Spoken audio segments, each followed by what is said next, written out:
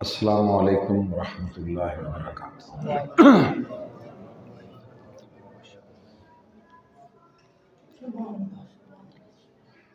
نحمدہ ونصلی ونسلم علی سیدنا و مولانا محمد رسولہ النبی الامین الکریم الرؤوف الرحیم، اما بعد فاعوذ باللہ من الشیطان الرجیم، بسم اللہ الرحمن الرحیم۔ ان ھذا القرآن یہدی للتی ہی اقوم، صدق اللہ العظیم۔ انتہائی معزز و مکرم، لائق سب تعظیم و اکرام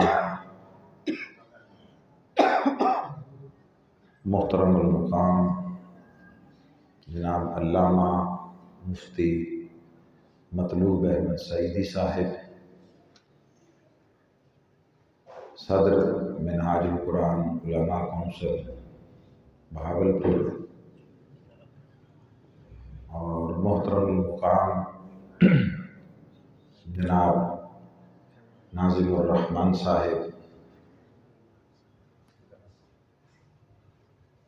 اور تمام ذمہ داران و عہدیداران تحریک منہاج القرآن، منہاج القرآن یوتھ لیگ اور دیگر ذیلی فورمز،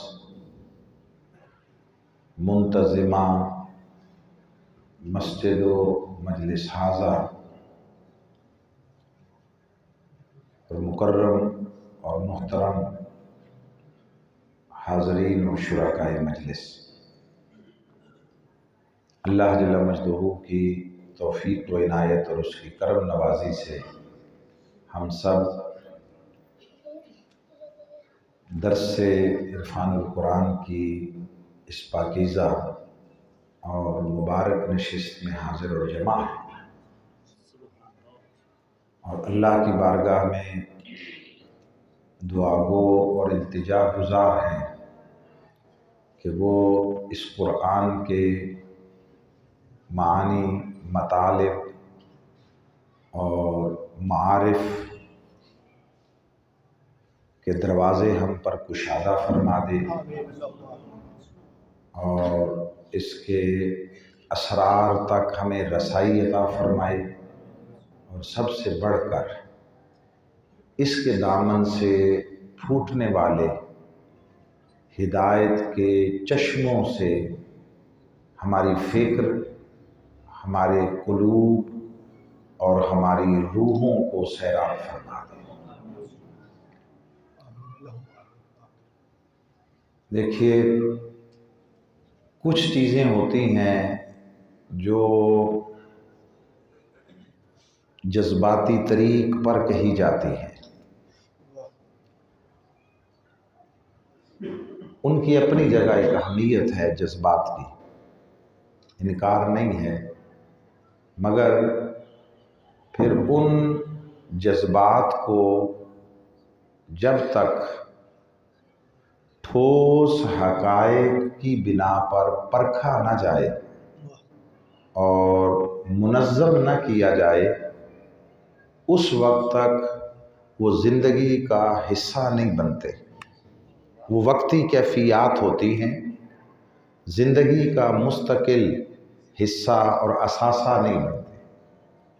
سو ہم قرآن مجید سے اپنی وابستگی قلبی طور پر، روحانی طور پر اس کا اظہار کرتے ہوئے کہتے ہیں کہ قرآن مجید ایک مکمل ضابطۂ حیات ہے، ایک مکمل نظام زندگی کی بنیاد ہے،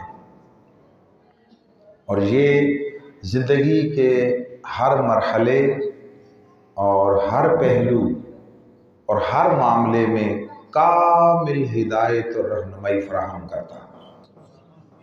یہ اظہار جذبات ہو گیا۔ اب دیکھنا یہ ہے کہ کیا قرآن وہ انسانی زندگی کے معاشرتی حقائق، ان کے ساتھ جب اس کو ملا کر دیکھا جائے تو ہمارا قول وہ تجزیے کی کسوٹی پر پورا اترتا ہے یا نہیں اترتا۔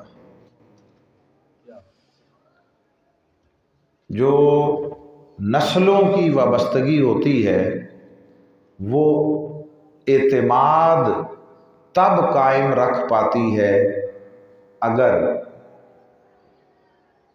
وہ جن جذبات کا اظہار کیا گیا وہ حالات اور واقعات اور حقائق کے ساتھ مطابقت رکھتے ہیں۔ اب اللہ رب العزت نے اس قرآن مجید کے حوالے سے خود اسی میں بہت ساری چیزیں ارشاد فرمائی ہیں، بہت ساری چیزیں۔ اللہ رب العزت نے اسے سینے کی یعنی دل کی بیماریوں کی شفا بھی کہا ہے، شفاء لما فی الصدور۔ وہ جو اعتقادی بیماریاں ہیں، نظریاتی بیماریاں ہیں، فکری بیماریاں ہیں، ان کے لیے اسے شفا بھی کہا۔ یہ جسمانی بیماریوں کے لیے بھی شفا کا ذریعہ بنتا ہے، اس میں بھی کوئی شک نہیں ہے۔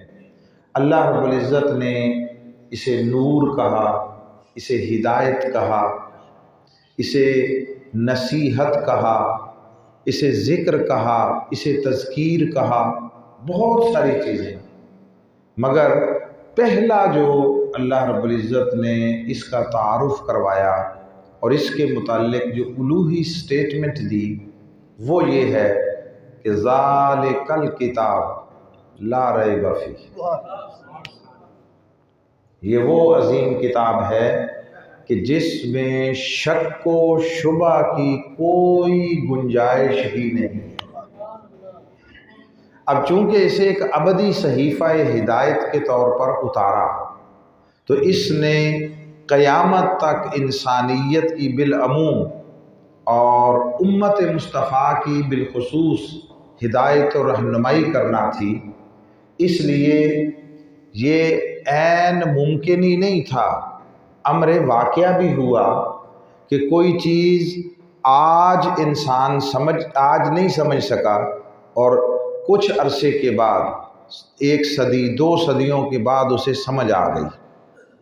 تو اس شے کو اللہ رب العزت نے مد نظر رکھ کر یہ ارشاد فرمایا کہ ذالک الکتاب لا ریب فیہ۔ تمہیں اگر کبھی وقتی طور پر کم علمی کی بنا پر، حقائق سے ناآشنائی کی بنا پر اس کی کوئی سٹیٹمنٹ سمجھ نہ بھی آئے تب بھی ہم گواہی دے رہے ہیں کہ اس میں شک و شبہ کی کوئی گنجائش ہم نے رہنے نہیں دی۔ اگر یہ 1400 سال پہلے کے معاشرے میں ہی اس کے سارے اسرار، رموز، معارف، معانی، مطالب وہ سارے مکمل آشکار ہو جاتے اور پیچھے کچھ بھی باقی پوشیدہ نہ رہتا، مخفی نہ رہتا، تو اگلی آنے والی نسلوں کے لیے جذباتی وابستگی تو رہتی، تعلق تو رہتا وابستگی کا، مگر اس میں جو دلچسپی تھی اور جو اس پر اعتماد تھا وہ قائم نہ رہتا۔ اللہ رب العزت نے ان ساری چیزوں کا نفسیات انسانی کے مطابق اہتمام کیا اور اس قرآن مجید کو اللہ رب العزت نے اتنا جامع بنایا، اتنا ہمہ پہلو بنایا، اس کو اتنا کثیر الجہات بنایا کہ اب چاہے کوئی ان پڑھ ہو یا کوئی محقق ہو، قرآن میں ہر ایک کے لیے حسب حال بہت سارا سامان ہے۔ مگر جو بات عرض کرنا چاہتا ہوں بطور خاص وہ یہ کہ قرآن تحقیقی مزاج رکھنے والوں کے لیے تسکین کے لیے نہیں اتارا گیا۔ قرآن مجید تاریخ کے اوراق کھنگالنے والوں کے اعداد و شمار کی تصحیح کے لیے نہیں اتارا گیا۔ قرآن مجید کے نزول کا فقط ایک مقصد ہے، اور وہ یہ کہ اس کے دامن سے ہدایت لی جائے، ہدایت لی جائے۔ اس کا پہلا تعارف بھی اس مقام پر بھی یہی ہے، ہدی للمتقین، یہ متقین کے لیے ہدایت ہے۔ قرآن مجید انسانیت کے لیے، ہدی للناس، یہ انسانیت کے لیے ہدایت ہے، یہ اہل ایمان کے لیے ہدایت ہے، یہ اہل تقوی کے لیے ہدایت ہے۔ اس کی ہدایت کے جدا جدا درجے ہیں، اور وہی قرآن مجید کی ندرت ہے، وہی اس کی انفرادیت ہے۔ اس میں سے ہم 2-4 چیزوں کا تذکرہ کریں گے، اور ساتھ جو عنوان گفتگو کے طور پر کلمات تلاوت کیے، میں ان کا معنی اور مفہوم بھی گوش گزار کر دوں، تاکہ ہماری گفتگو کی جو ڈائریکشن ہے وہ اچھی طرح واضح ہو جائے۔ فرمایا ان ھذا القرآن یہدی للتی ہی اقوم، یہ قرآن جو ہدایت عطا کرتا ہے وہ سب سے سیدھی راہ کی ہے، وہ سب سے مضبوط ہے، سب سے پختہ ہے، سب سے قوی ہے، اور قرآن جیسی ہدایت کا کہیں اور سے ملنا اس کا تصور بھی نہیں ہے۔ کوئی کتاب اس کے پیرالل نہیں ہے، اس کے متوازی نہیں ہے، اس جیسی نہیں۔ اب ہم ان چند چیزوں کا تذکرہ کرتے ہیں کہ جو قرآن مجید کی امتیازی خصوصیات ہیں، امتیازی۔ دیکھیے، آپ اپنی زندگی کے معمولات میں کوئی کتاب لے لیں، کوئی کتاب بھی، نہ کسی شعبے کی تخصیص کر رہا ہوں، نہ کسی مرحلہ عمر اس کی تخصیص کر رہا ہوں، نہ کسی علم و فن کی تخصیص کر رہا ہوں۔ اب کوئی کتاب لے لیں، اس میں اور قرآن مجید میں کچھ بنیادی فرق نظر آئے گا۔ سب سے پہلی شے قرآن مجید دنیا کی وہ واحد کتاب ہے جسے سمجھ نہ سکنے کے باوجود طبیعتوں میں اس کی طرف رغبت قائم رہتی ہے۔ آپ اپنی زندگی میں جتنے لوگ بھی بیٹھے ہیں، ایک کتاب اور ایسی نہیں دکھا سکتے کہ جس کی آپ کو سمجھ ایک حرف کی بھی نہ آتی ہو اور آپ اسے نسل در نسل پڑھتے چلے جا رہے ہو۔ یہ اللہ نے اس میں رکھی ہے، اس میں، تاکہ طبیعتوں میں اس طرف رجحان قائم رہے، رجحان۔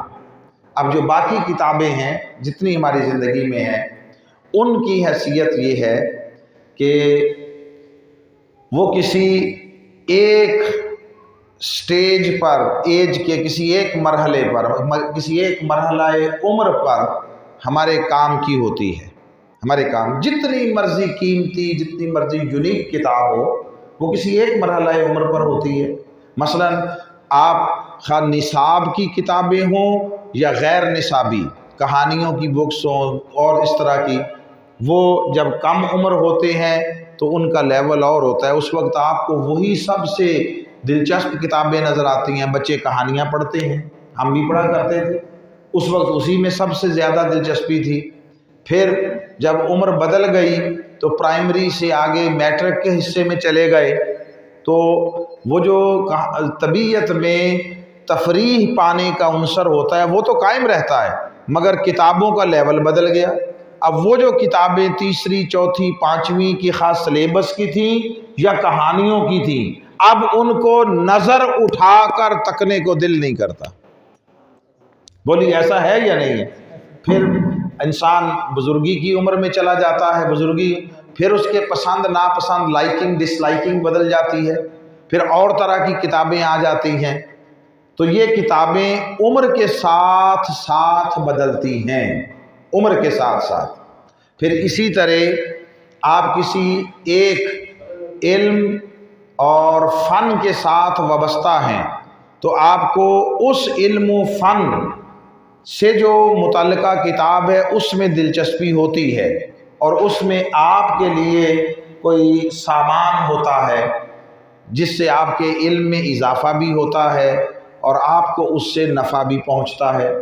اب جو میڈیسنز کے اسٹوڈنٹس ہیں، طلبہ ہیں میڈیکل کالج کے، ان کے لیے انجینئرنگ کی بکس میں کوئی اٹریکشن نہیں ہوتی۔ وہ جب جاتے ہیں بڑے بڑے بک سینٹرز پر جہاں ڈپارٹمنٹس بنے ہوتے ہیں، تو وہ انجینئرنگ کا جو ڈپارٹ ہے یا اس کا جو پورشن ہے اس کی طرف وہ نظر بھی نہیں اٹھا کے تکتے، جانا تو دور کی بات ہے۔ وہ جاتے ہیں سیدھا اپنے شیلف پر اور اپنے ڈپارٹمنٹ میں وہاں سے اپنے مطلب کی جو کتاب انہیں ملی، جو نظر آئی وہ لے لی، اور باقی سارا سٹور ہے بکس سے بھرا ہوا، انجینئرنگ سے متعلق ہیں، آئی ٹی سے متعلق ہیں، اور زندگی کے شعبوں بزنس سے متعلق ہے، کامرس سے متعلق ہے، وہ تکتے بھی نہیں ہیں، وہ تکتے بھی نہیں ہیں، چونکہ ہر کتاب اپنے اپنے ایک خاص شعبہ علم و فن میں آپ کے لیے کوئی سامان رکھتی ہے، آپ کو اس میں دلچسپی ہے۔ آپ کو کسی ایک مرحلہ عمر میں آپ کی نفسیات کو مد نظر رکھ کر ترتیب دی گئی ہے، اس مرحلہ عمر میں اس کتاب سے دلچسپی ہے، اوروں سے نہیں دلچسپی۔ یہ آپ پھیلاتے چلے جائیں اور مشاہدے کو بڑھاتے چلے جائیں اور پوری زندگی کا اور انسانی معاشرے کا مطالعہ کرتے چلے جائیں، آپ کو ہر جگہ پر یہ اصول کار فرما نظر آئے گا۔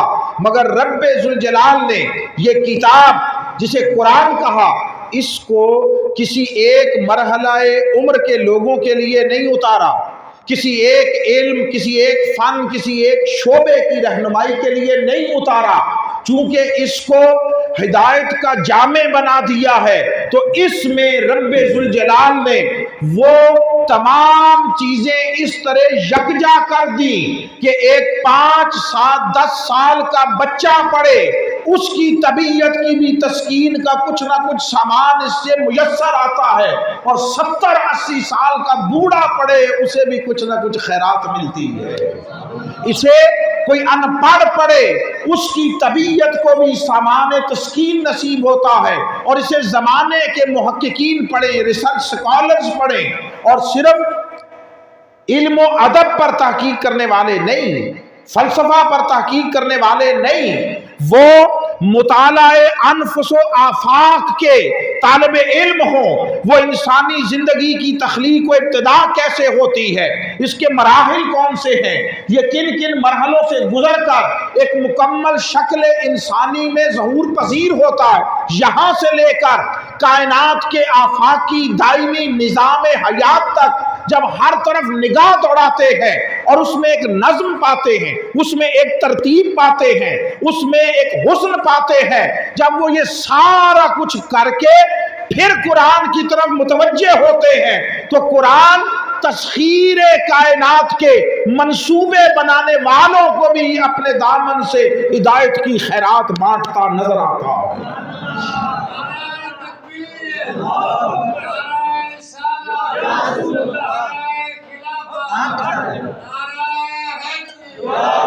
عظمت قرآن، منبر خضرا کا فیضان۔ پھر اس کی ایک انفرادیت یہ بھی ہے کہ یہ صرف ایسا نہیں ہے کہ یا مومنوں کے لیے ہو اور کافروں کے لیے نہ ہو، ماننے والوں کے لیے ہو اور نہ ماننے والوں کے، ایسا بھی نہیں، اور ایسا بھی نہیں ہے کہ نہ ماننے والوں کے لیے ہو اور ماننے والوں کے لیے نہ ہو۔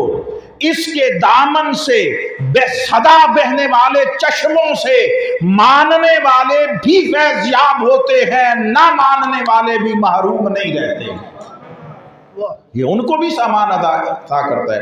یہ اس کی ہدایت کے 3 لیول ہیں۔ بولیے کتنے؟ 3 لیول ہیں۔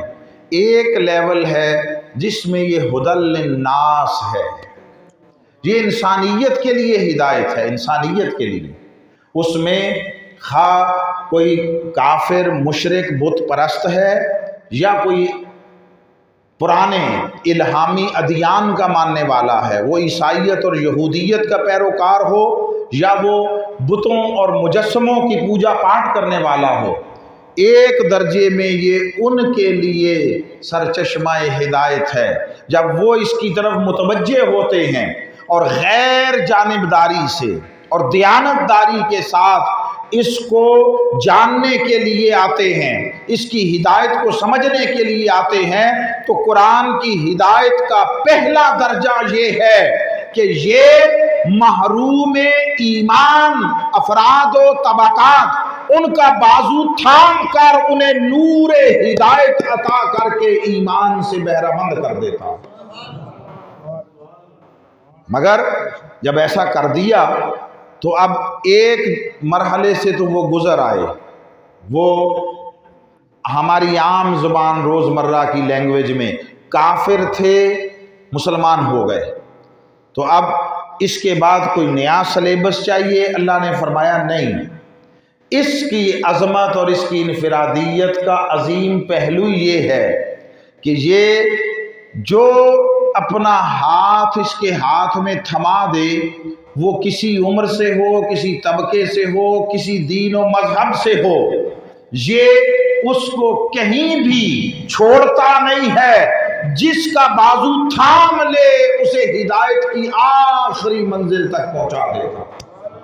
وہ جو محروم ایمان تھے انہیں حامل ایمان بنایا، کافر سے مسلمان بنایا، مسلمان بن گئے، اب اس کی طلب ہوئی اور اس نے چاہا کہ اسے خدا کی طرف راستہ ملے۔ اس وقت تک وہ آیا نہ ماننے سے ماننے والوں کی دنیا میں، یہاں ماننے لگ گیا خدا، اب اسے خدا کے اوصاف سمجھ آئیں، اسے خدا کی صفات سمجھ آئیں، اسے خدا کے افعال سمجھ آئیں، اسے اللہ کی قدرتیں سمجھ آئیں، تو اس کے لیے کوئی اگلی کتاب نہیں دی، کوئی اگلا نصاب نہیں دیا۔ قرآن مجید نے اپنے دامن کا ایک اور پردہ اٹھایا، اور وہ جو کل تک منکر تھا آج قائل ہوا، اب اس کا دامن تھاما اور اسے پکڑ کر اوصاف و اسماء و صفات خداوندی کی دنیا میں لے آیا، ظلمتوں سے نکالا تو نور میں لایا، اور نور سے اٹھایا تو انوار و تجلیات الہیہ کے جہان میں لے آیا۔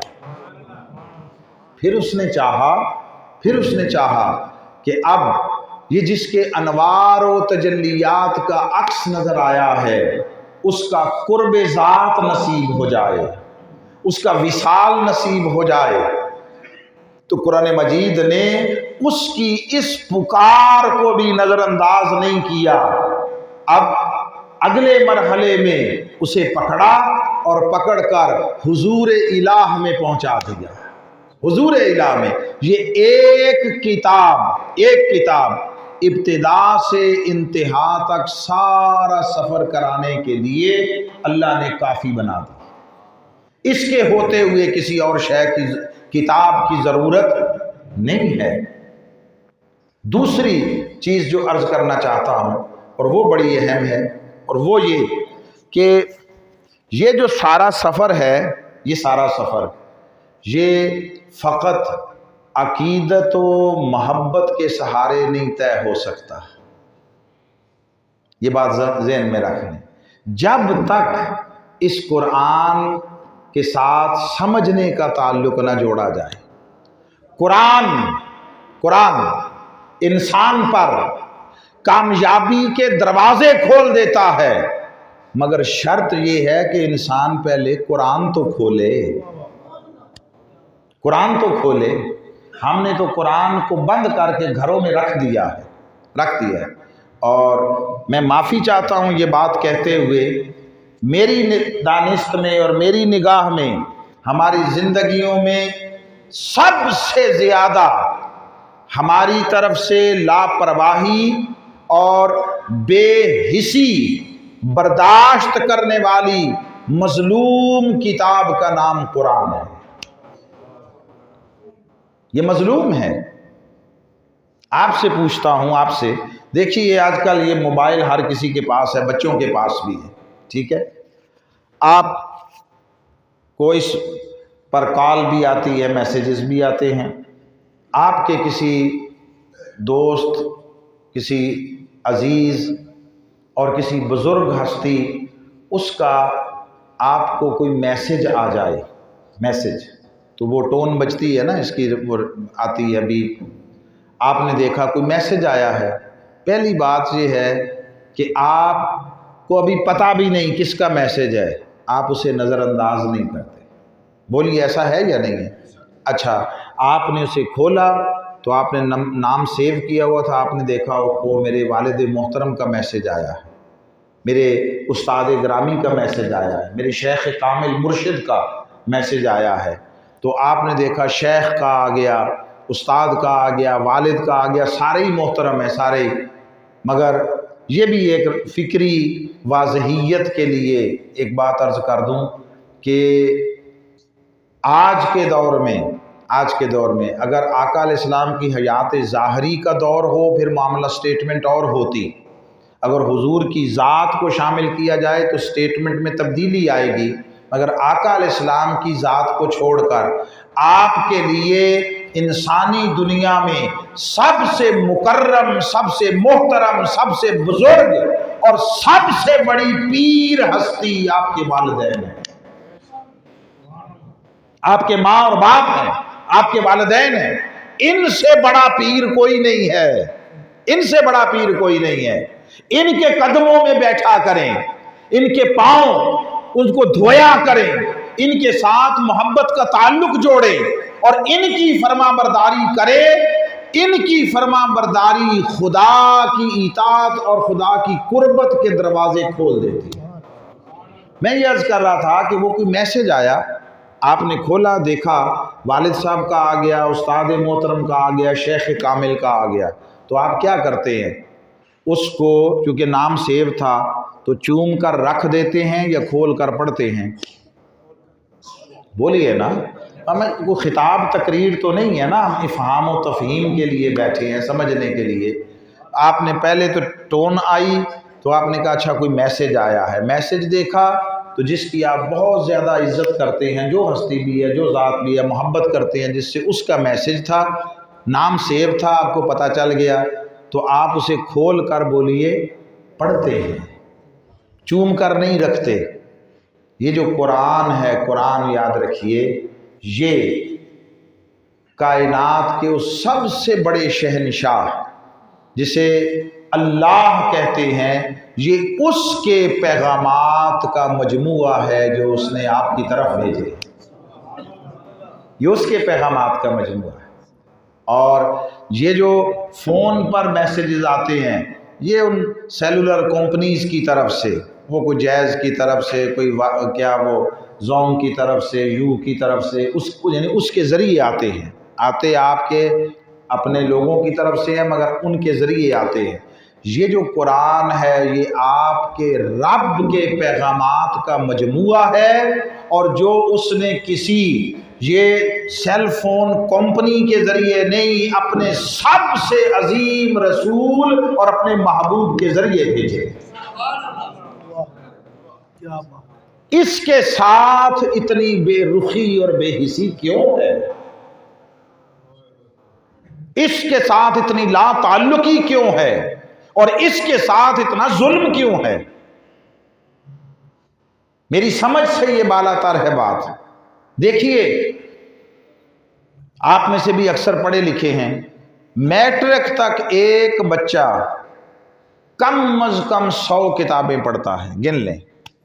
ये मैं तखय्युलाती तसव्वुराती बात नहीं कर रहा, मैंने 10 साल अपना इंग्लिश मीडियम स्कूल चलाया है वाकेंट जैसे इलाके में, नर्सरी से मैट्रिक तक सारी किताबें गिन लें, काउंट कर लें। अब तो पहले तालीम हमारे ज़माने में 1 से शुरू होती थी, क्लास 1 थी, अब तो उससे पहले 6 दर्जे आ गए हैं। किंडरगार्टन है, मोंटेसोरी है, प्रेप है, प्ले है, फुला है, उसमें भी बहुत कुछ पढ़ाया और सिखाया जाता है। मैट्रिक तक कम अज कम 100 किताबें पढ़ता है बच्चा। उन 100 किताबों के लिए हमारे पास वसाइल हैं, हमारे पास तवज्जो है, हमारे पास वक्त है, और क्योंकि वो तरजीहात में पहले है, उसके लिए सब कुछ है। वो किताबें जो कोई मैंने लिखी, कोई आपने लिखी, कोई इन्होंने, कोई उसने लिखी, जो हर 2-4 साल के बाद रिवाइज होती हैं, जिंदगी के तकाजों के साथ हम आहंग नहीं रहती। انسانی نفسیات کے مطابق اس میں تبدیلیاں آتی ہیں، معاشرتی حالات کے مطابق تبدیلیاں آتی ہیں، اس میں لینگویج کی تبدیلیاں آتی ہیں، اس میں الفاظ اور کلمات میں تبدیلیاں آتی ہیں۔ وہ ہر 2-4 سال کے بعد سلیبس ریوائز ہوتے ہیں، آپ کہتے ہیں نصاب بدل گیا ہے، یہ سارا کچھ چلتا ہے۔ یہ نہ ہو تو وہ کتابیں آپ کی تعلیمی ضروریات کو پورا کرنے کے قابل نہیں رہتی۔ یہ وہ 100 کتابیں جو ہر سال 2 سال کے بعد تبدیل کرنا پڑتی ہیں، ان کے لیے سب کچھ ہے، توجہ ہے، وقت ہے، وسائل ہے، وہ ساری پڑھانے کا اہتمام ہے۔ یہ ایک کتاب جو رب کائنات نے آپ کے لیے نسل در نسل قیامت تک نصاب زندگی بنا کر بھیجی ہے، اس کتاب کو پڑھنے کا وقت نہیں، اس کے پڑھنے کے لیے وسائل نہیں ہے۔ ہمیں سوچنا ہوگا کل خدا کی بارگاہ میں کھڑے ہوں گے کیا منہ لے کر جائیں گے۔ اور اس قرآن میں ہے، اب وہ حفظ کسی کا ہو مجھے درست کر دے، یہ رسول جب اللہ کی بارگاہ میں گواہی دیں گے ان ھذا قوم اتخذوا القرآن مہجورا، رسول اللہ کی بارگاہ میں گواہی دے گا مولا یہ میری وہ قوم ہے جس نے قرآن کو ترک کر دیا تھا، قرآن کو چھوڑ دیا تھا، جس رسول کی شفاعت میدان حشر کا آخری سہارا ہے، آخری سہارا، جس کی شفاعت کہ آپ اس کے سہارے پر اور اس کی شفاعت پر اعتماد کر کے قیامت کے دن کوئی عزت اور سرخروئی کی امید لگائے بیٹھے ہیں، وہ رسول خود جب اللہ کی بارگاہ میں کہے گا مولا میرے بعد انہوں نے میرے پہنچائے ہوئے قرآن سے بے وفائی کی ہے، لا تعلقی اختیار کی ہے، قرآن کو چھوڑ دیا ہے، میرا آج ان سے کوئی واسطہ نہیں ہے، تو ٹھکانہ کیا رہے گا؟ کون سا دروازہ پیچھے بچے گا جہاں جا کر اپنی بخشش اور اپنی رب کی بارگاہ سے کوئی رہائی کا پروانہ ملنے کی امید ہو؟ اس دن سے ڈرنا ہوگا، اس دن سے ڈریے، ہم سب ڈریں اور اپنے لیے وہ دروازہ بند نہ کریں جو بخشش و نجات کی آخری امید ہے، آخری امید۔ پھر آپ دیکھیے ایک تو ہماری زندگیوں میں یہ اس کے ساتھ تعلق رہا نہیں ہے۔ میں نے بہت سے گھروں میں دیکھا، اچھے گھر، بڑے معاشرتی اعتبار سے بہت اچھے گھر، صاف ستھرے، کلین اینڈ نیٹ، سب کچھ، اور پورے گھر میں جس ایک شے پر ڈسٹ نظر آئی وہ یہ تھی، جس پر گرد نظر آتی ہے وہ یہ ہے۔ برتن، کراکری صاف ستھری، فریج روز صاف ہوتا ہے، روز صاف ہوتا ہے، اس میں کوئی چیز جو ہی گر جائے صاف کی جاتی ہے، سمیل نہیں آتی، کپڑے ہر روز نئے دھلے ہوئے پہنے جاتے ہیں، جوتوں کو اچھی طرح چمکایا جاتا ہے، پالش کی جاتی ہے، کہ یہ ہماری شخصیت کی گریس ہے، یہ ہماری شخصیت کی لک ہے، ہمارا وقار ہے، عزت ہے۔ ان ساری چیزوں کو اہتمام کے ساتھ وہ مینج کرتے ہو اور قرآن کو بھلا کر پیچھے ڈالا ہوا ہے۔ یہ وہ شے تھی جسے علامہ اقبال نے فرمایا وہ زمانے میں معزز تھے مسلمان ہو کر اور تم خوار ہوئے تارک قرآن ہو کر۔ تارک ترک سے ہے، تے سے، تے اور کاف کش والا، کتاب والا، ترک کرنے سے ہے تارک، تم خوار ہوئے تارک قرآن، قرآن کو ترک کرنے کے باعث خوار ہوئے۔ ہم نے اس قرآن کو صرف اور صرف ثواب کے لیے رکھ چھوڑا ہے، ثواب کے لیے، اور اس کا کوئی مقصود نہ رہا۔ یہ ثواب کے لیے نہیں اتارا گیا تھا۔ مقصد نزول قرآن ثواب بانٹنا اور انسانوں کو ثواب کمانے پر لگانا نہیں تھا۔ ثواب اس کی یا برکت وہ اس کی بائی پروڈکٹ تھی، بائی پروڈکٹ، جسے آپ کہتے ہیں ذیلی پیداوار۔ بسا اوقات آپ کوئی کارخانہ لگائیں تو اس کے ساتھ کچھ اضافی چیزیں ہو جاتی ہیں، ان سے بھی کوئی شے بن جاتی ہے۔ مثلا اگر چینی کا کارخانہ لگایا جائے، چینی کا، تو وہ جو گنے کا پھوک بنتا ہے اس سے پہلے گتا بن جاتا تھا، گتا، کیونکہ ہم یہ انڈسٹریل ٹور میں سارا کچھ دیکھتے رہے ہیں، تو وہ جو پھوک بچتا تھا اس سے گنا بن جاتا ہے. اب وہ اس کو جلا کر اس سے وہ پاور بجلی پیدا کر لیتے ہیں. اس کو جلا کر ایک پروسیس سے بجلی پیدا ہوتی ہے اور بہت ساری جو ملیں ہیں وہ اس میں خود کفیل ہو جاتی ہیں. وہ واپڈا کی بجلی اتنے نہیں یوز کرتے, اس کو پروسیس کرتے ہیں. گھی کا کارخانہ ہو, گھی کا کارخانہ, تو اس سے صابن کے بہت سارے اجزاء مفت میں مل جاتے ہیں. نہ بنائیں تو وہ سارا ضائع کرنا پڑتا ہے. سو آپ اس لیے دیکھتے ہیں کہ گھی بنانے والے اکثر وہ صابن بھی بنا رہے ہوتے ہیں چونکہ اس سے کچھ چیزیں مفت میں مل جاتی ہیں, مفت میں. اور بڑی آسان مثال دیتا ہوں, بڑی آسان مثال.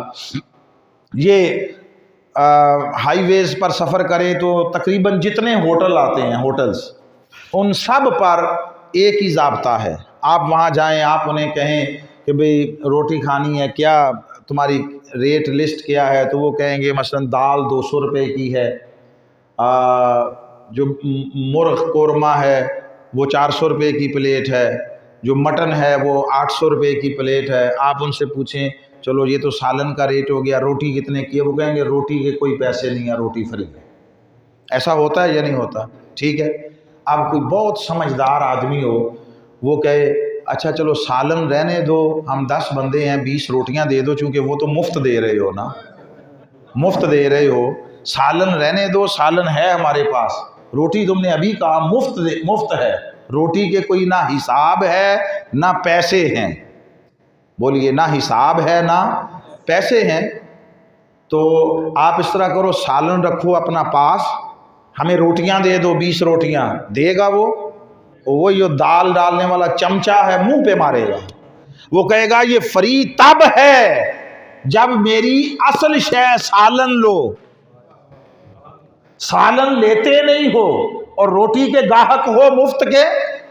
کوئی آدمی کارخانہ لگائے اور اس نے گھی بنانے کا کارخانہ لگایا, ساتھ صابن کے لیے کچھ اسے میٹیریل ملنے لگا, وہ مفت میں مل رہا تھا, خریدنا نہیں پڑ رہا تھا. وہ کہے چلو صابن بنانا بند کرتے ہیں, وہ گھی بنانا بند کرتے ہیں, صابن ہی بناتے ہیں چونکہ اس کا میٹیریل مفت مل رہا ہے. ادھر صابن بنانا گھی بنانا ختم کیا, ادھر صابن بنانے کا میٹیریل میسر آنا بند ہو گیا. ایسا ہے, یہ بات سمجھ آئی آپ کو؟ قرآن کی اصل پروڈکٹ ہدایت تھی, یہ ہدایت کے لیے اتارا گیا تھا. برکت اس کے ساتھ اضافی شے تھی. اس نے کہا ہدایت لو برکت مفت دوں گا, ہدایت لو ثواب مفت دوں گا. ہم نے سیاڑوں کی بات کی, کہا ہدایت پاس رکھ, ہمیں خالی برکت دے دے, خالی برکت دے دے.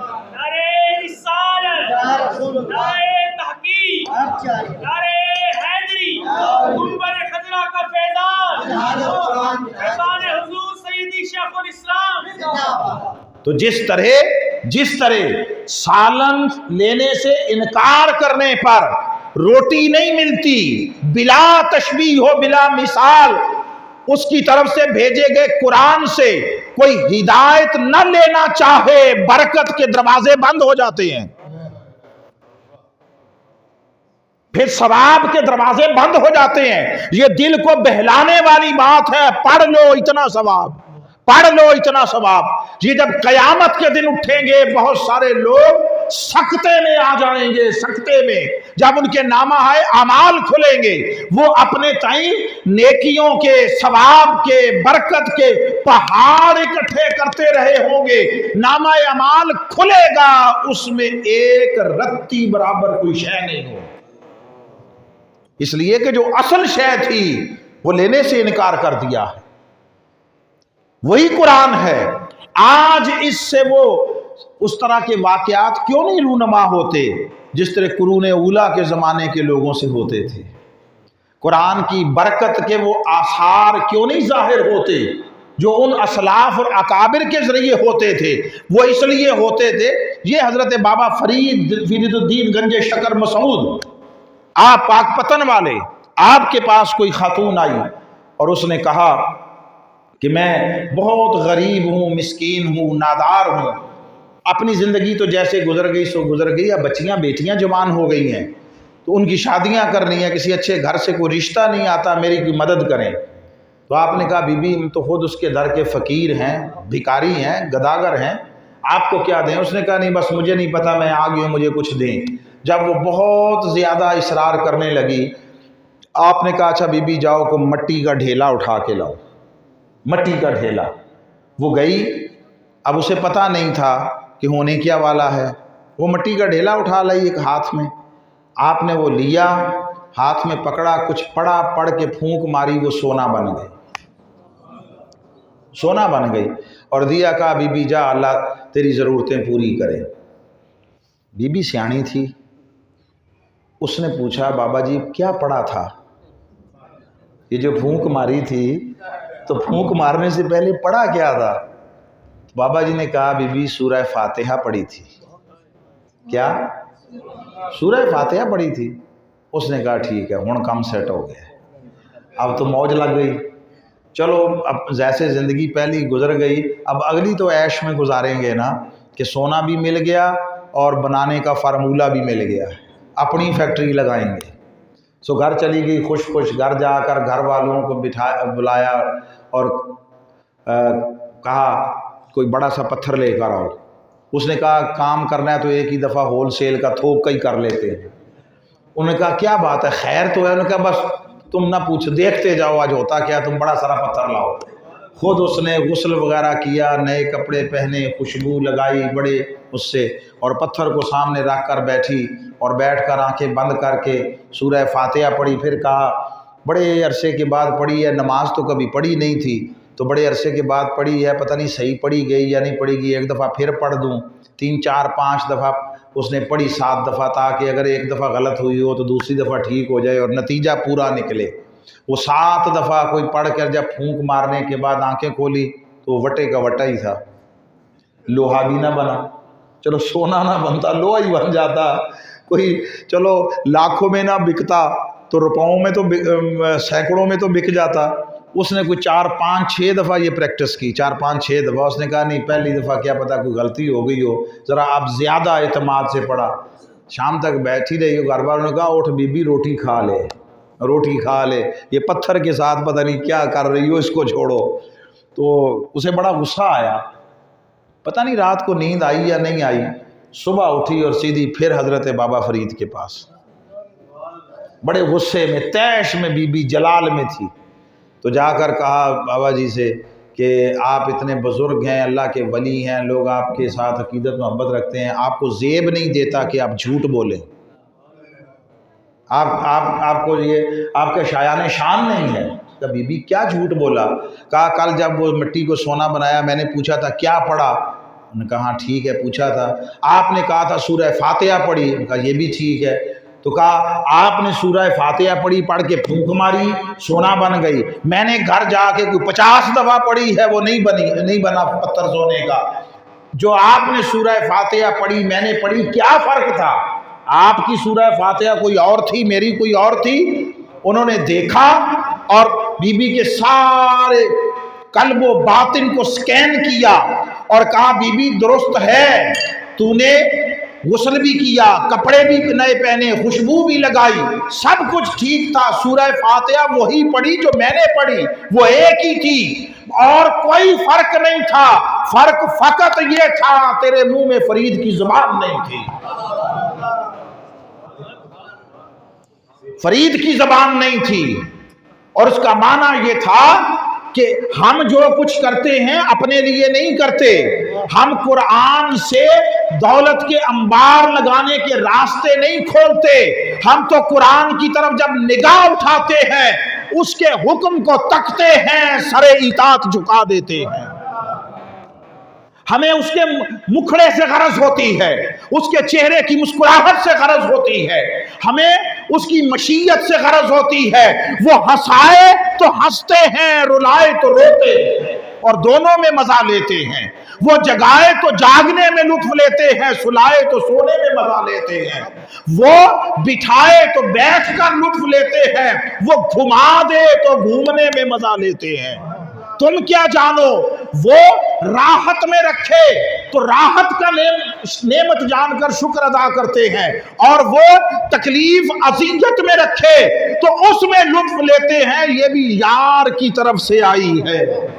نعرہ تکبیر، نعرہ رسالت، نعرہ حیدری، گنبد خضرا کا پیغام، گنبد خضرا کا پیغام، منہاج القرآن، منہاج القرآن۔ سو ہم نے چونکہ اسے ثواب کے لیے رکھ لیا ہے، اس لیے اور ہدایت سے منہ موڑ لیا ہے، سو جب ہدایت لینے سے انکاری ہوئے تو برکت کے دروازے بھی بند ہو گئے ہیں، اس سے ثواب کے دروازے بھی بند ہو گئے ہیں۔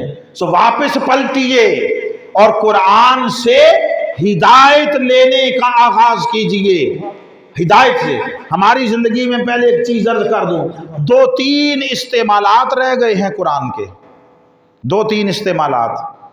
ایک استعمال مردوں کے ایصال ثواب کے لیے، اب زندوں کے حصول ثواب کے لیے بھی قرآن کا معمول نہیں رہا، وہ بھی کبھی کبھار رمضان میں ہو جاتا ہے، تھوڑا بہت پڑھ لیتے ہیں، کیسٹ کی طرح، طوطے کی طرح، اور ثواب کمانے کے پیچھے لک بن کے لگے ہوئے ہیں، لک بن کے ثواب ڈھیر کما لیں۔ اور مجھے نہیں سمجھ آتی کہ یہ کہاں سے ڈی ٹریک ہوئے ہیں، اس بات کی مجھے سمجھ نہیں آتی کہ ثواب کو ہی مقصود دین بنا لیا ہے، ثواب کو، اور اس کے لیے پھر یہ راتیں آ جاتی ہیں، جیسے ابھی بھی شب برات آ رہی ہے تو رات بھر نفل پڑھنے منظر نظر آتے ہیں نا، اور صبح بتاتے ہیں میں 500 نفل پڑھے، میں 1000 رکعتاں پڑھی ہے نا یہ۔ اچھا مجھے سمجھ نہیں آتی نا ہماری نفسیات کیا ہو گئی ہیں۔ اچھا بھائی چلو ثواب ہی لے لو، مگر آپ سے پوچھتا ہوں کہ زیادہ محنت کر کے ایک کام میں تھوڑی اجرت ملتی ہو، اور ایک کام تھوڑا کام کر کے زیادہ اجرت ملتی ہو، آپ کون سا کام کریں گے؟ زیادہ کام کرنے سے تھوڑی اجرت ملے وہ والا سودا کریں گے، یا تھوڑے کام کی مشقت کی زیادہ اجرت ملے وہ والا کام کریں گے؟ بولیے، زیادہ وہ والا کریں گے۔ اب سنیے، چلو ثواب ہی کوئی ڈھنگ سے کمایا ہوتا، آقا علیہ السلام نے ارشاد فرمایا، حضرت ابو ذر غفاری رضی اللہ تعالیٰ عنہ سے، ان سے فرمایا، ابو ذر اگر صبح جا کر قرآن کی ایک آیت سیکھ لو، کیا ایک آیت سیکھ لو، یہ 100 رکعت نماز پڑھنے سے افضل ہے۔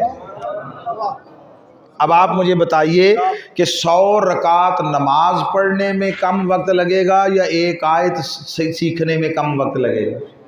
ایک آیت 100 رکعت۔ اچھا وہ ہم اس کا مفہوم تو یہی سمجھتے ہیں کہ نفل کی بات ہے، 100 رکعت نماز نفل۔ آقا نے جو فرمایا اس میں نفل و فرض کی تخصیص ہے ہی نہیں ہے، اس میں نفل و فرض کا ذکر نہیں ہے۔ فرمایا ایک آیت سیکھ لو، یہ 100 رکعت نماز پڑھنے سے بہتر ہے۔ اور اگر علم کا ایک باب سیکھ لو، ایک باب یعنی کسی معاملے میں، کسی عنوان موضوع پر دین میں جو احکام آئے، قرآن میں آئے، وہ ایک باب سیکھ لو تو یہ 1000 رکعت نماز پڑھنے سے بھی افضل ہے۔ اور اگلی بات بتاؤں، یہ صرف سیکھنے کا ثواب ہے، عمل کا نہیں ہے۔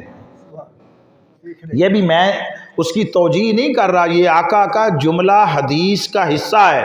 حضور نے فرمایا یہ جو ایک آیت سیکھنے کا ثواب 100 رکعت نماز سے زیادہ، اور علم کا ایک باب سیکھنے کا ثواب 1000 رکعت نماز سے زیادہ، یہ صرف سیکھنے کا اجر ہے، عمل کرے یا نہ کرے وہ جدا بات ہے، عمل کا ثواب پھر الگ ہے۔ تو ثواب کا ہی سودا کو ڈھنگ کا کیا ہوتا، جب تجارت ہی کرنی ہے، جب کاروبار ہی کرنا ہے تو کاروبار میں تو کم از کم اتنا سمجھ بوجھ اور فہم بصیرت ہونی چاہیے کہ اس سودے میں نفع زیادہ ہے، انویسٹمنٹ کم ہے نفع زیادہ ہے تو چلو وہی سودا لے لے. یہ کیسی حماقت ہے کہ زیادہ مشقت کے عوض تھوڑی اجرت لے رہے ہیں, تھوڑی مشقت کے عوض زیادہ اجرت والا راستہ ترک کر رہے ہیں. پہلا رہ گیا ہماری زندگی میں استعمال صرف ثواب, اور وہ ہے اب صرف ایصال ثواب, حصول ثواب نہیں. علامہ اقبال نے فارسی میں کلام میں ایک جگہ یہ بات کہی ہے کہ ہم نے قرآن کو رکھ لیا ہے جان نکالنے کے لیے. میت کی جان اڑی ہوئی ہو لبوں پر اور نکل نہ رہی ہو اور دیکھیں کہ تکلیف ہے تو اس پر سورہ یاسین یا کچھ پڑھ دو تاکہ جان نکلے. ایسا تصور ہے یا نہیں؟ ابھی بھی ہے نا. اچھا, اس کی اپنی حقیقت ہے جتنی, میں اس سے انکار نہیں کرتا, مگر علامہ اقبال نے اس طرف متوجہ کیا کہ تم نے قرآن کو جان نکالنے کے لیے رکھ لیا ہے. ارے قرآن جان نکالنے کے لیے نہیں, مردوں میں جان ڈالنے کے لیے آیا تھا. یہ موت کو حیات سے بدلنے آیا تھا, یہ مردہ دلوں کو زندہ کرنے آیا تھا. اقبال نے کہا کہ دل مردہ دل نہیں ہے, اسے زندہ کر دوبارہ, کہ یہی ہے امتوں کے مرض کہن کا چارہ. اگر پھر سے جی اٹھنا چاہتا ہے, پھر سے زندگی کی لذت اور حرارت پانا چاہتا ہے, حرارت پانا چاہتا ہے, تو پھر سے قرآن کے ساتھ تعلق جوڑ. قرآن سے تجھے زندگی کا سامان میسر آئے گا, تیرے مردہ وجود میں پھر سے زندگی انگڑائی لے کر جنم لے. ہم نے مردوں کے ایصال ثواب کے لیے رکھ لیا ہے. یہ ایک استعمال ہے. دوسرا استعمال بڑا مختصر کر رہا ہوں. دوسرا استعمال وہ ہم نے اسے بچیوں کو رخصت کرتے وقت بالعموم وہ ایک لال دوپٹے میں رکھ کر اوپر سایہ کرنے کے لیے رکھ لیا ہے. مجھے نہیں معلوم ہندو ثقافت کے اثرات کہاں کہاں سے کیسے کیسے داخل ہوئے. یہ لال دوپٹے شپٹے اور وہ سایہ دولہا دلہن پر, اس کا ہماری کلچر سے تو کوئی تعلق, یہ ہندوانہ ثقافت ہے. میں اس پر کوئی تبصرہ نہیں کرنا چاہتا. میں تو جو قرآن کے ساتھ ہمارا طرز عمل ہے اس کا دکھڑا سنا رہا ہوں, رونا رو رہا ہوں کہ یہ رخصتی کے وقت بیٹی کے سر پر سایہ کرتے ہو کہ اگلے گھر میں جائے, اپنے گھر میں خوش رہے, مشکلات آفات اور نحوستوں سے محفوظ رہے. یہ جو قرآن آج رخصت کرتے وقت اس کے سر پر سائے کے لیے اٹھایا ہوا ہے, یہ اسے پڑھایا ہوتا, یہ اسے سمجھایا ہوتا, اس کی زندگی کو قرآن کے سانچے میں ڈھالا ہوتا, اس کے سینے میں اتارا ہوتا, دل میں بسایا ہوتا, تو اوپر قرآن کا سایہ کرنے کی حاجت نہ رہتی. جدھر جاتی, جس آنگن میں قدم رکھتی, وہاں سے برکتوں کے چشمے پھوٹتے. نعرہ تکبیر, نعرہ رسالت, نعرہ تحقیق, نعرہ حیدری, گنبد خضرا کا فیضان, عظمت قرآن, شان قرآن. سو اپنے بچوں کو قرآن پڑھائیے, قرآن پڑھائیے. اور میں ابھی بھی ہم وہاں پنڈی میں ترجمۃ القرآن کی ایک کلاس کر رہے ہیں, ہمارا سیکنڈ کورس جاری ہے 15 روزہ. اور سچی بات یہ ہے کہ ماڑا موٹا ہم بھی زندگی میں پڑھتے رہے ہیں. اب جب ہم نے یہ کورسز شروع کیے, اللہ اکبر, ایسا لگا ہمارے اوپر بھی جو خوف طاری تھا اللہ نے دور کر دیا. یوں لگتا ہے قرآن انگلی پکڑ کر ہدایت کرتا ہوا لے جاتا. آپ مانیں گے, مجھے نہیں معلوم کہ آپ میں سے کوئی حیرت کے بغیر یہ بات سن سکے گا. ہم نے پہلا کورس کیا تعارفی 6 گھنٹے کا. کتنا؟ 6 گھنٹے کا. 6 دن میں 1 گھنٹے کی کلاس تھی. ہم نے یعنی ٹوٹل 6 گھنٹے ہی ہوئے نا, دن تو 6 لگے مگر 1 گھنٹے کی کلاس تھی, اور 1 گھنٹے سے اوپر جاتے بھی نہیں تھے. 1 گھنٹے پر مشتمل 6 کلاسز, یعنی 6 گھنٹے میں ہم نے عام پبلک جن میں سے کبھی کوئی ایک دن کسی مدرسے میں نہیں گیا, کسی ایک دینی ادارے میں جس نے قدم نہیں رکھا, وہ لوگ ہمارے سامنے پبلک بیٹھی ہوئی ہے, خواتین بیٹھی ہیں, بوڑھی بیٹھی ہیں, مرد بیٹھے ہیں، بچے بیٹھے ہیں، 5ویں 7ویں 8ویں کلاس کے بچے بیٹھے ہیں، 100 کے قریب کی کلاس تھی۔ ہم نے 6 گھنٹے میں قرآن مجید کے 78,000 سے جو اوپر کل الفاظ ہیں، 6 گھنٹے میں ہم نے 25,000 سے زیادہ الفاظ سیکھ لیے۔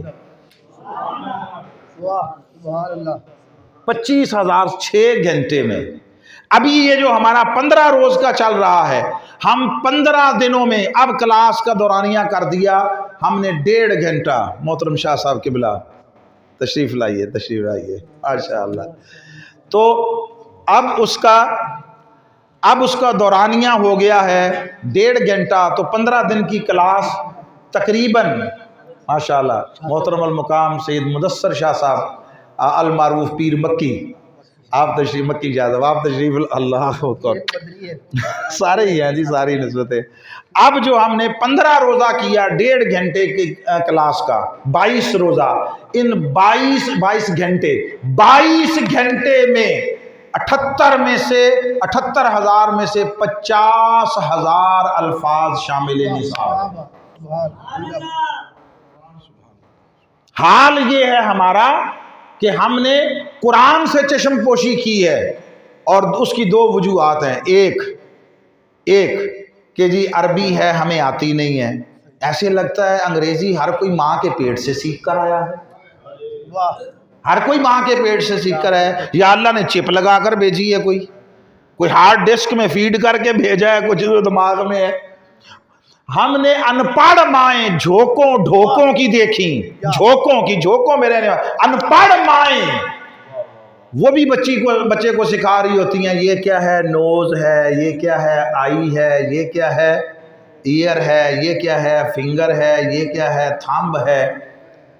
خود اردو کا ایک لفظ نہیں بولنا آتا، بچے کو انگریزی سکھا رہی ہوتی ہے، یہ کہاں سے سیکھا ہے؟ جو آپ کو عربی نہیں آتی۔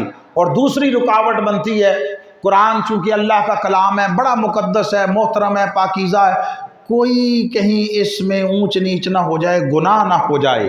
گناہ کا تصور وہ قرآن کی طرف رجوع کرنے، سمجھنے اور اس کے مفہوم کو پانے کے راستے میں رکاوٹ بن گیا ہے۔ اور کہتے ہیں بہت مشکل ہے، بہت مشکل۔ وہ کہہ رہا ہے جو نازل کرنے والا ہے، وہ کہتا ہے ہم نے اس قرآن کو سمجھنے کے لیے آسان بنا دیا ہے۔ تو ہے کوئی جو اس قرآن پر غور و فکر کرے؟ نازل کرنے والا کہہ رہا ہے آسان بنایا ہے، چونکہ ہم نے پڑھنا نہیں ہے، کام نہ کرنے کے بہانے 100 ہوتے ہیں۔ تو یہ دوسرا استعمال قرآن مجید کا رکھ لیا، بچیوں کو رخصت کرتے وقت سر پہ سایہ کرنے کے لیے، اس کو پڑھانا نہیں ہے۔ ہر کام شادی بیاہ میں، ہر کام اس کے حکم کی نافرمانی پر کرنا ہے۔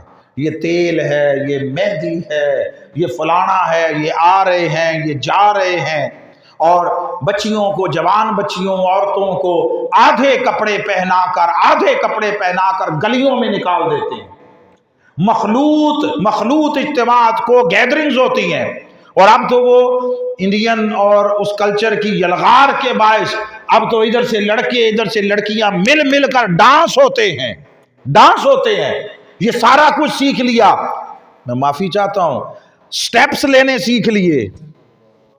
یہ کون سا ڈانس ہے، اس کے سٹیپس کون سے ہیں، یہ سارا سیکھ لیا۔ یہ فرشتے آ کر سکھا گئے، قرآن نہیں سیکھا جاتا، بہت مشکل ہے۔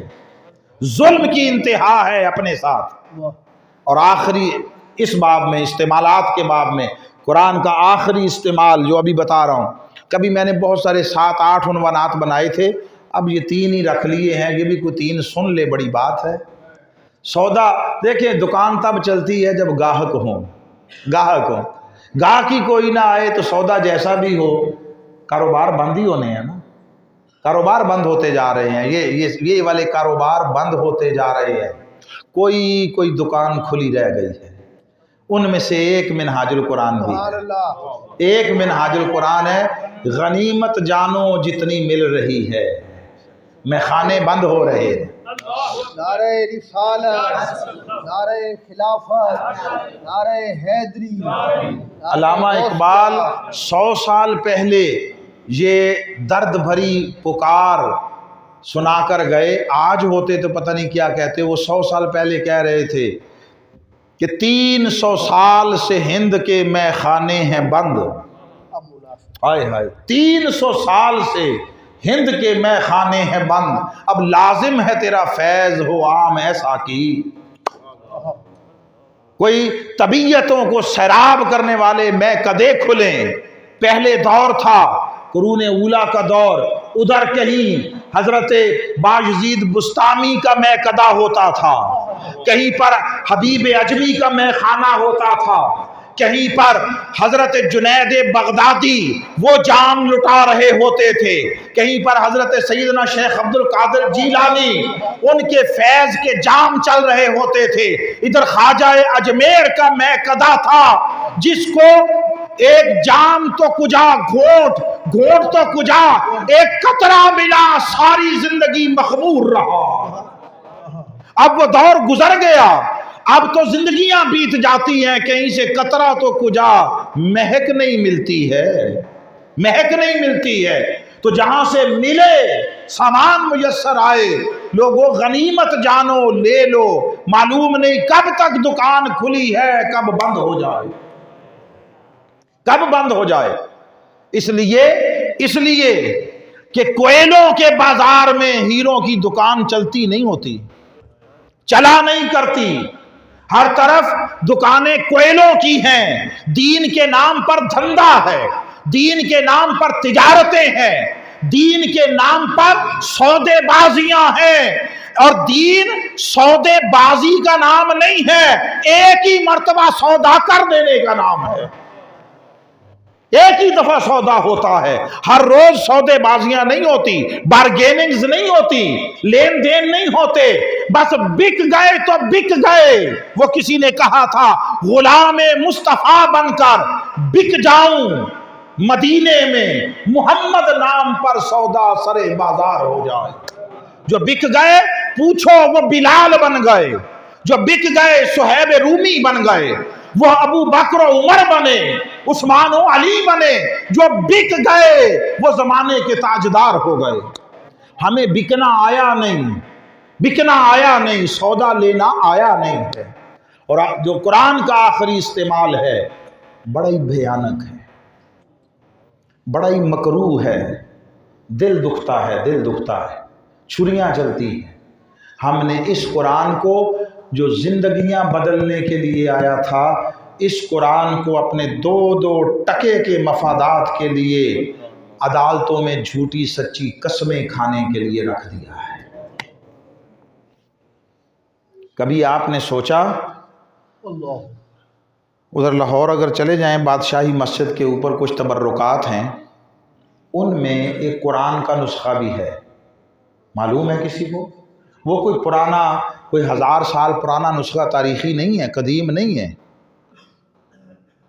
ابھی 50-60 سال پہلے کا ہوگا، عام سا نسخہ ہے، عام سا جیسے یہ پڑھا ہے، مگر اس کو تبرکات میں شامل کیا گیا ہے۔ شاید ادھر ہمارا جانا نہیں ہوتا بالعموم، اس لیے نہیں معلوم۔ یہ وہ نسخہ ہے جو ہندوستان پاکستان کی جنگ میں ہمارے ایک ایمونیشن کے ٹرک میں تھا، اس کے ساتھ پوری اس کی لکھی ہوئی ہے تفصیل، کبھی آپ جائیں تو دیکھیں۔ ایمونیشن اسلحے کا ایک ٹرک تھا ہمارا، اس میں یہ نسخہ پڑا تھا، وہ ٹرک تباہ ہو گیا۔ اسلحے کا ٹرک، اس میں آگ لگ جائے تو آپ جانتے ہیں کیا ہوتا ہے، لوہا کاغذ بن جاتا ہے، کاغذ کی طرح جل جاتا ہے، پورا ٹرک جل گیا لوہے کا، اور کاغذ کا قرآن اپنے غلاف میں اسی طرح محفوظ پڑا تھا۔ انڈین فوج کے غالباً کسی سکھ کیپٹن یا میجر نے وہ ہمیں واپس لوٹایا ہے، واپس۔ اس نے کہا میں اس کی عظمت کا قائل ہو گیا ہوں، دے دیا۔ میں نے جب وہ دیکھا پہلی دفعہ، یہ کوئی 30-35 سال پہلے کی بات ہے، آج تک میں بھولا نہیں۔ ایک عجیب سی ذہن میں آندھیاں چلتی رہتی ہیں ایک تقابل سے۔ ایک وہ نسخہ ہے جو وہاں ایمونیشن کے ٹرک میں تھا، نہیں جلا، ایک ہماری مسجدوں اور امام بارگاہوں اور معاشرے میں روز جلتے ہیں، نہیں جلتے رہے، بولیے نہیں جلتے رہے؟ جب مسجدوں میں اور ایک دوسرے کے دینی مراکز پر حملے ہوتے ہیں، آگ لگائی جاتی ہے، تو نہیں جلتے قرآن؟ بولیے۔ وہ باہر کوئی لگا دے تو ہمیں بڑی آگ لگتی ہے، جو خود لگاتے ہیں اس کا نہیں پتہ، اس کا نہیں پتہ۔ وہ اس کے ساتھ میرا 100 اختلاف صحیح، او بھائی مان لیا کوئی تمہارے بقول کافر ہی صحیح، یہ قرآن تو کافر نہیں ہے جس کو جلا رہے ہو، یہ تو کافر نہیں ہے۔ مجھے سمجھ نہیں آئی وہ قرآن کیوں نہ جلا اور یہ کیوں جل جاتے ہیں؟ پھر اللہ نے ایک بات میرے ذہن میں ڈالی، وہ کر کے پھر میں آخری اختتامی کلمات کہہ دوں گا۔ دیکھیے اللہ کی سنت یہ ہے، ساتھ یہ بھی ملا دوں، آپ قرآن مجید میں بھی پڑھتے ہیں کہ کوئی ایک بہت بڑا لشکر ہاتھیوں والا آیا تھا کعبے کو گرانے، آیا تھا نا، تو حضرت عبد المطلب قریش کو لے کر پہاڑوں پر چلے گئے تھے، ٹھیک ہے، اس کی بارگاہ میں عرض کر کے مولا ہم کمزور ہیں، ان کا مقابلہ نہیں کر سکتے، تو اپنے گھر کی خود حفاظت فرما۔ تو اللہ نے ابابیلوں سے ہاتھیوں کو مروا دیا، اس کا گھر تھا، حفاظت کی، ٹھیک، وہی کعبہ ہے، اس پر گولے برسے، شہید ہوا، آگ کے گولے منجنیق سے پھینکے گئے، آگ لگی، کعبہ منہدم ہوا، کعبے کی دیوار سے حجر اسود نکال کر لے جایا گیا اور 22 سال تک دیوار کعبہ میں حجر اسود نہیں تھا، موجودہ بحرین کے مقام پر رہا، 10 سال اجتماعی حج نہیں ہو سکا، کوئی ابابیل نہیں آیا، کعبہ شہید ہو گیا، جل گیا، سادہ لفظوں میں حجر اسود نکال کر لے گئے جلانے والے، وہ کوئی رب کے محبوب تھے جنہوں نے کعبے کو جلایا اور اب حجر اسود نکال کر لے گئے، کوئی ابابیل نہیں آیا۔ ضابطہ سن لیں جو ہمیں سمجھ آئی ہے، جب اس کے ساتھ عہد وفا کر کے ذمہ داری لینے والا کوئی نہ ہو تو وہ اپنی قدرت کو ظاہر فرماتا ہے۔ جب ہاتھی آئے تھے کلمہ پڑھ کر ذمہ داری قبول کیے ہوئے کوئی نہیں تھا، وہ جو موجود تھے جن کا تعلق تھا انہوں نے کمزوری دیکھی اور کہا مولا تیرے سپرد، ہم ہمت نہیں پاتے، اس نے کہا کوئی بات نہیں میں کر کے دکھاؤں گا۔ ایمونیشن کے ٹرک میں قرآن کا نسخہ تھا، اسی طرح کے کاغذ تھے، کوئی جنت سے چھپ کر نہیں آیا ہوا تھا، مگر اس کی حفاظت کرنے والا کوئی نہ تھا، اس نے کر کے دکھائی۔ جہاں اس کے ساتھ وفاداری کا عہد کر کے ذمہ داری لینے والے موجود ہوں، پھر قدرت نہیں ظاہر کرتا، پھر اپنے بندوں کو تکتا ہے، ان میں کتنی حیا ہے، ان میں کتنی غیرت ہے، ان میں کتنی جرت ہے۔ پھر قرآن جلنے دیتا ہے، کعبے گرنے دیتا ہے۔ اس لیے قرآن کے ساتھ لا تعلقی اور بے توجہی اختیار کر کے آؤ اپنے لیے ہم جہنم نہ خریدیں، اور اس قرآن کو ثواب کے لیے پڑھنا چھوڑو، سمجھنے کے لیے پڑھنا شروع کرو۔ جو ایک پارہ پڑھتا ہے ایک رکوع پڑھے، جو ایک رکوع پڑھتا ہے ایک آیت پڑھے۔ یہ تمہیں کس نے کہہ دیا کہ رمضان آ گیا ہے تو قرآن ختم کرنے کے پیچھے لگ جاؤ؟ یہ تمہارے ختم کرنے سے نہیں ختم ہوگا، میں ختم اپنی زبان میں معنی مراد لے رہا ہوں۔ یہ تمہارے ختم کرنے سے، قرآن کو ختم کرنا چھوڑو، بند کرو، قرآن کو قبول کرنا شروع کرو، قرآن کو زبان سے پڑھنا بند کرو، قرآن کو دل میں اتارنا شروع کرو۔ جس کے لیے اقبال نے کہا تیرے ضمیر پہ جب تک نہ ہو نزول کتاب، تیرے اندر جب تک قرآن نہ اترے، جب تک تم حامل قرآن نہیں بن جاتے، جب تک تمہارے سینے اور قلوب و باطن وہ محبت قرآن نہیں بن جاتے، اور اللہ کے قرآن کو جب تک آپ ریسیو نہیں کرتے، وصول نہیں کرتے، اس وقت تک قرآن کی ہدایت کا چشمہ کسی کے لیے نہیں کھلتا۔ تیرے ضمیر پہ جب تک نہ ہو نزول کتاب، گرا کشا ہے نہ راضی نہ صاحب کشاف۔ زمانے کی تفسیریں پڑھ لو، کچھ نہیں ملتا، کچھ نہیں ملتا۔ اور اگر صدق و اخلاص کے ساتھ طلب ہدایت کے لیے پورے یقین کے ساتھ قرآن کی طرف متوجہ ہو جاؤ، کوئی تفسیر نہ پڑھی ہو، قرآن خود نور ہدایت سینے کے کاسے میں ڈال دیتا۔ اس لیے آئیے قرآن کے ساتھ اپنا تعلق جوڑیے۔ میں آج کی اس نشست میں، اور میں آج سالوں سال ہو گئے جو دو باتیں ہمیشہ کہتا ہوں، ان میں سے ایک یہ ہے کہ لوگوں، قرآن کو کیسٹ اور طوطے کی طرح خالی پڑھنا چھوڑو، پڑھنا، اسے سمجھنا شروع کرو، اپنے بچوں کو سمجھاؤ، اپنے بچوں کو پڑھاؤ۔ آپ میں سے ہر ایک کے پاس یہ گیجٹ ہے، یہ ڈیوائس ہے، آپ اس میں جائیں، قرآن فہمی کے 1,00,000 پروگرام اس کے اندر موجود ہیں، 1,00,000 موجود ہیں۔ ہر کسی کو یہ پتا چل جاتا ہے کون سی چیز کہاں سے ملے گی، کون سی شے کہاں سے، اپنے مطلب کی۔ لوگ بزنس کر رہے ہیں اس میں لاکھوں کروڑوں کا، زمانے بھر کی ہر کوالیفیکیشن، ہر شے پتا چل جاتی ہے، صرف قرآن نہیں ملتا، اس لیے کہ ادھر جانے کی نیت نہیں ہے، ادھر جانے کا ارادہ نہیں ہے۔ ذرا اس میں تھوڑی سی دقت ہوتی ہے، دقت اس میں نفس پامال کرنا پڑتا ہے، نفس پامال کرنا پڑتا ہے، اور ہم اس کے لیے تیار نہیں۔ میں دن میں بھی یہ محترم جو ہمارے میروی صاحب ہے، سجاد میروی صاحب، ان کے ہاں یہ بات کر رہا تھا، وہ کسی بزرگ سے کسی نے پوچھا کہ بابا جی جنت کتنے فاصلے پر ہے، جنت؟ تو ہم سے کوئی پوچھے، اب مفتی صاحب بھی بیٹھے ہیں، یہ خفا ہی نہ ہو جائیں، تو ہم سے کوئی پوچھے، علماء سے پوچھے، تو ہم اسے کہیں بابا جنت تو وہ 7ویں آسمان کے اوپر ہے، اس میں تو جیتے جی جا کوئی نہیں سکتا، پہلے مرنا پڑے گا۔ تو بندہ کہے گا رہن دیو، میں ایسی جنت کو ایویں ہی چنگا جدے ہستے مرنا پیسے۔ جنت میں ہر کوئی جانا چاہتا ہے، مرنے کے لیے تیار کوئی نہیں ہے، وہ مرنے کے لیے تیار کوئی نہیں ہے، جنت ہر کوئی چاہتا ہے۔ تو مگر وہ اللہ والے تھے، درویش تھے، انہوں نے کیا کہا؟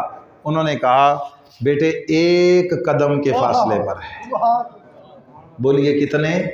1 قدم۔ اچھا وہ کیسے؟ کس طرف؟ انہوں نے کہا کس طرف نہیں، وہ طرفوں سے پاک ہے، بس طریقہ یہ ہے 1 قدم اپنے نفس پر رکھ، اگلا جنت میں ہوگا، جیتے جی جنت میں ہوگا، جیتے جی۔ یہ خواہش نفس ہے۔ اس نے قرآن میں فرمایا ارأیت من اتخذ الہہ ہواہ، دیکھا اس شخص کو جس نے اپنے نفس اور خواہش کو اپنا الہ بنا رکھا۔ اصل شرک یہ ہے، اصل شرک یہ ہے۔ ایک جملہ میرے ذہن میں اضافی طور پر آ گیا، یہ ہے پورا مضمون مگر ایک جملے تک رہوں گا، اور وہ یہ ہے کہ دیکھیے آقا علیہ السلام تشریف لائے تو حضور نے لا الہ الا اللہ پڑھایا۔ لا الہ الا اللہ کا کیا مطلب ہے؟ کوئی معبود نہیں سوائے اللہ کے، یعنی الہ فقط وہی ہے۔ تو یہ توحید کا اعلان ہے نا، توحید کا۔ کتنی عجیب بات ہے، 13 سال مکے میں دعوت و تبلیغ توحید کی اور بت ایک نہیں توڑا۔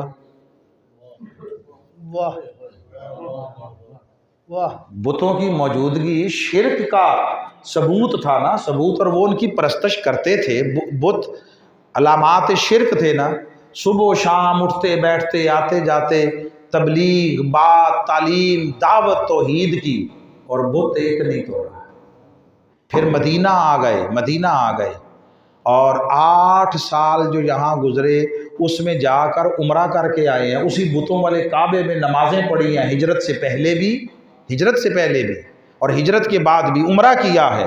ادھر سارے بت پڑے ہیں، 360 تھے، کوئی تھوڑے تو نہیں تھے، کہیں ایسے گزرے ہوں گے، کہیں ایسے گزرے ہوں گے، بتوں کے اندر سے ایسے گزر کے طواف کیا ہے، عمرہ ہو گیا۔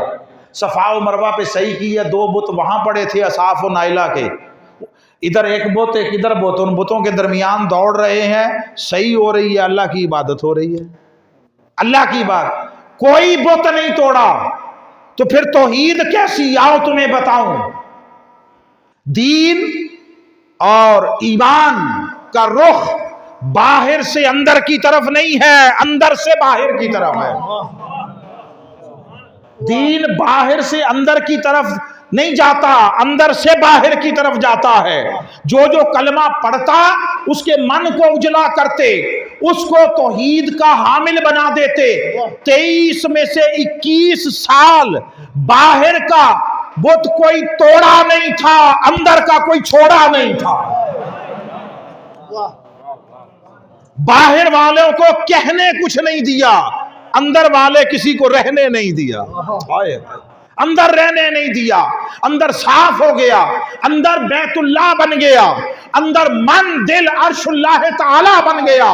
فرمایا وہ زمین و آسمان کی وسعتوں میں نہیں سماتا، مگر مومن کے دل میں سما جاتا ہے۔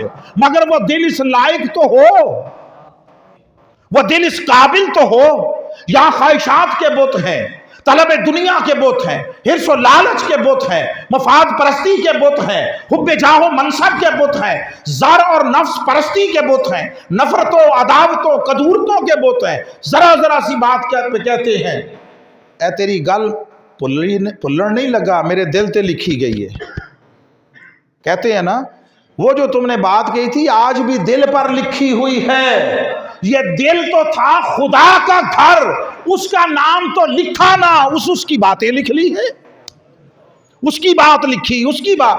آپ کا گھر ہو، آپ نے بڑا اچھا گھر بنایا ہو قیمتی، اس کو بڑا ڈیکوریٹ کیا، اچھا رنگ و روغن، باہر آ کر کوئی اپنا نام لکھنا چاہے، ایسے ہی کالا سا پینٹ لے اور بے ڈنگا سا لے کر برش کے ساتھ لکھنا چاہے، لکھنے دیں گے؟ بولیے، اپنے گھر پہ لکھنے نہیں دیتے ہو، اس کے گھر پہ جو جی آیا لکھ دیتے ہو، جو جی آیا لکھ دیتے ہو۔ اس گھر کو، یہ اللہ کا گھر تھا، عرش تھا، اس کو نفرتوں عداوتوں بغض اناد حسد کینہ ہر طرح کی سیاہیوں سے، ہر طرح کی گندگیوں سے بھر دیا، اور پھر کہتے ہو وہ آتا نہیں ہے۔ وہ آتا، وہی تو آتا ہے، اور آتا کون ہے؟ اور کوئی نہیں آتا، وہی آتا ہے، اور آتا بھی دل میں ہے۔ تو دل میں تو آتا ہے، سمجھ میں نہیں آتا۔ میں جان گیا تیری پہچان یہی ہے، مگر کوئی دل کو اس لائق تو بنائے، اس قابل تو بنائے۔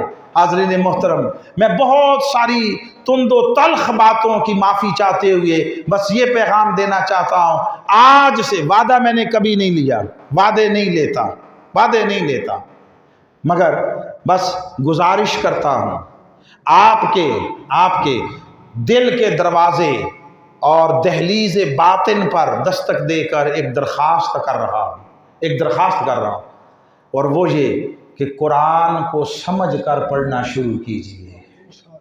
اللہ گواہ ہے، میں نے چٹے ان پڑھ بابوں کو اینڈرائیڈ فون یوز کرتے دیکھا ہے، چٹے ان پڑھ بابے بزرگ ہمارے، ان کو یوز کرتے دیکھا ہے، کرتے ہیں، دھڑلے سے کرتے ہیں، کھلا حساب کتاب کال یہ وہ، اور میں حیران ہوتا ہوں۔ وہ کہتے ہیں واٹس ایپ یوز میں یہ آ گیا ہے، اور پتہ نہیں وہ میسنجر میں یہ آ گیا ہے، فلاں میں سارا کچھ، سارا جہان کا علم آ گیا ہے۔ نہیں آیا تو قرآن نہیں آیا۔ کبھی میں نے کسی زمانے میں جب ہم نئے اس راستے پر داخل ہوئے تھے، تو چونکہ میرے ایجوکیشن میں میرے سبجیکٹس رہے اسٹیٹ میتھ اکنامکس، یہ سب اسٹیٹ جو ہے وہ اعداد و شمار کے دھندے ہیں، اعداد و شمار کے، تو وہ مزاج بنا ہوا تھا۔ ہم کالج سے پڑھ کر نئے ادھر آئے، جو 4 لفظ سیکھے، پھر لگ گئے اپنے انہی مزاج کے مطابق دھندوں میں۔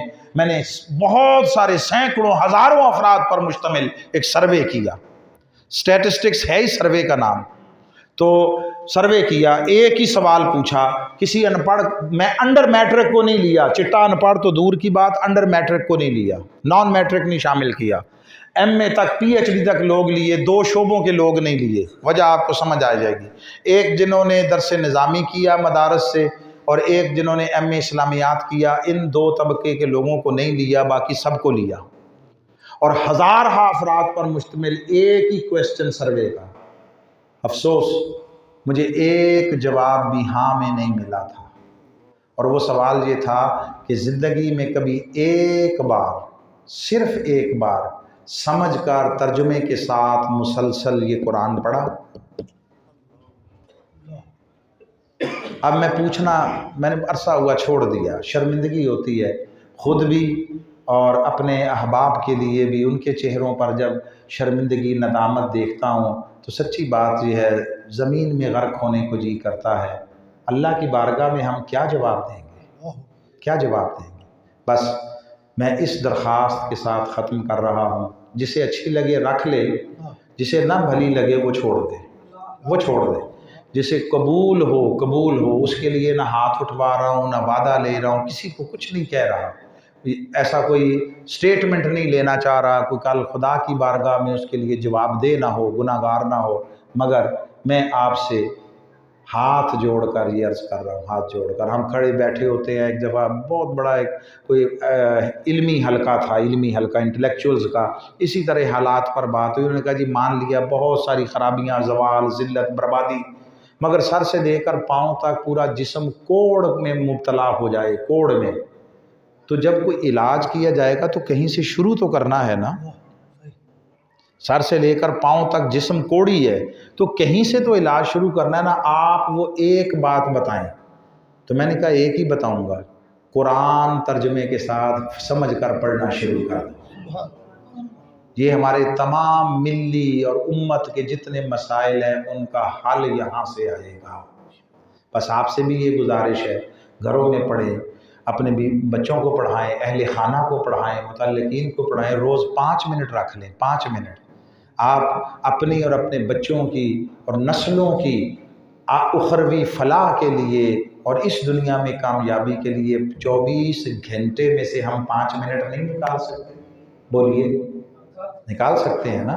یعنی اس کا تعلق نہیں، یہ آپ میرے ساتھ وعدہ نہیں کر رہے، کمٹمنٹ میں نہیں آپ سے وعدہ لے رہا، میں صرف آپ سے درخواست کر رہا ہوں۔ سارا کچھ سیکھ لیتے ہو، کر لیتے ہو، اس قرآن کو بھی خدا کے لیے 1 سال 2 سال میں، مگر ہر روز تھوڑا تھوڑا پڑھتے ہوئے ایک دفعہ اسے پڑھ لیں، سمجھ کر پڑھ لیں۔